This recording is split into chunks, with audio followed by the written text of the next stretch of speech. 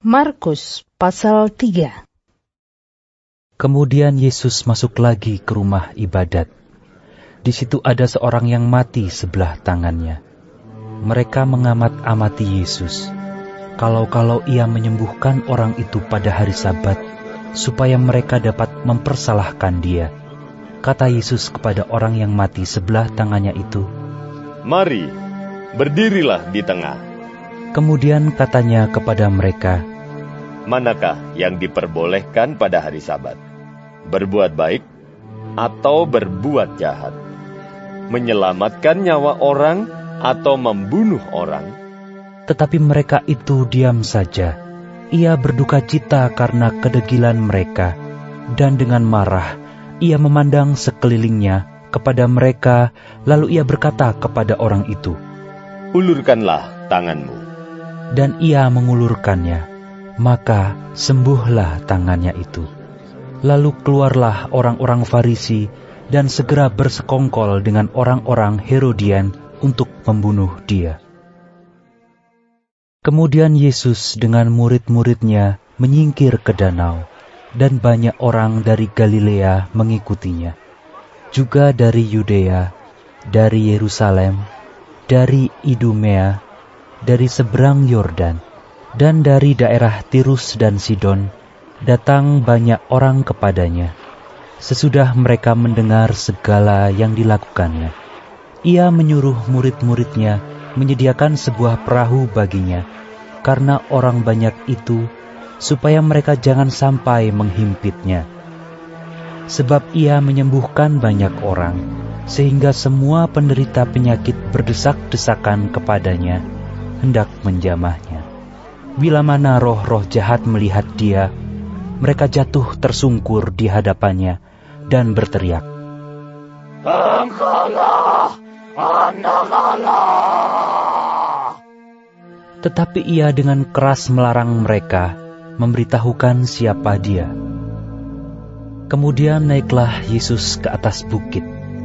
Ia memanggil orang-orang yang dikehendakinya, dan mereka pun datang kepadanya. Ia menetapkan 12 orang untuk menyertai dia dan untuk diutusnya memberitakan Injil, dan diberinya kuasa untuk mengusir setan. Ke-12 orang yang ditetapkannya itu ialah Simon, yang diberinya nama Petrus, Yakobus anak Zebedius, dan Yohanes saudara Yakobus, yang keduanya diberinya nama Boanerges, yang berarti anak-anak guru. Selanjutnya Andreas, Filipus, Bartolomeus, Matius, Thomas, Yakobus anak Alfeus, Tadeus, Simon orang Selot, dan Yudas Iskariot yang mengkhianati dia. Kemudian Yesus masuk ke sebuah rumah. Maka datanglah orang banyak berkerumun pula, sehingga makan pun mereka tidak dapat. Waktu kaum keluarganya mendengar hal itu, mereka datang hendak mengambil dia, sebab kata mereka, ia tidak waras lagi. Dan ahli-ahli Taurat yang datang dari Yerusalem berkata, "Ia kerasukan Beelzebul, dan dengan penghulu setan, ia mengusir setan." Yesus memanggil mereka, lalu berkata kepada mereka dalam perumpamaan, "Bagaimana iblis dapat mengusir iblis? Kalau suatu kerajaan terpecah-pecah, kerajaan itu tidak dapat bertahan. Dan jika suatu rumah tangga terpecah-pecah, rumah tangga itu tidak dapat bertahan. Demikianlah juga kalau iblis berontak melawan dirinya sendiri, dan kalau ia terbagi-bagi, ia tidak dapat bertahan, melainkan sudahlah tiba kesudahannya. Tetapi tidak seorang pun dapat memasuki rumah seorang yang kuat untuk merampas harta bendanya, apabila tidak diikatnya dahulu orang kuat itu. Sesudah itu, barulah dapat ia merampok rumah itu. Aku berkata kepadamu, sesungguhnya semua dosa dan hujat anak-anak manusia akan diampuni. Ya, semua hujat yang mereka ucapkan. Tetapi apabila seorang menghujat Roh Kudus, ia tidak mendapat ampun selama-lamanya, melainkan bersalah karena berbuat dosa kekal.